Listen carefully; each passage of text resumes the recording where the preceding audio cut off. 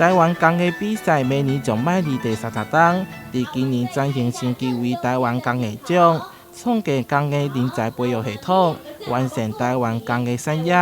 这次总共有80件创作奖，和6件协作奖，并伫咧台南新港3月做展出。活公益，公益活，让所有的公益产业，还有所有的公益的创作者、公益的这些协作的单位，都能够持续的活络起来，让我们的生活的品质因为有工艺品而这个能够大大的被提升起来，让这样的公益活动能融入消费者、一般顾客、一般人的生活环境当中。那也希望星光三月跟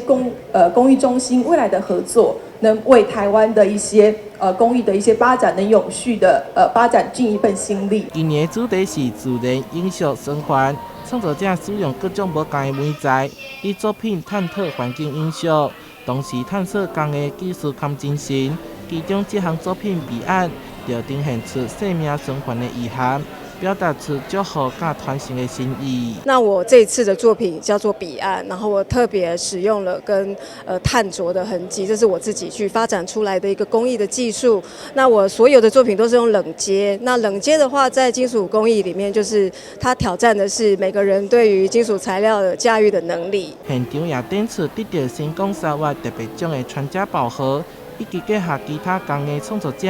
用插头、琉璃、织布等作品，带领民众看到工艺之美。另外，年度主题展“木里夫妻好朋友”，邀请到侪个文创品牌，以暖心的作品疗愈观者的心灵。台南新闻出海采访报道。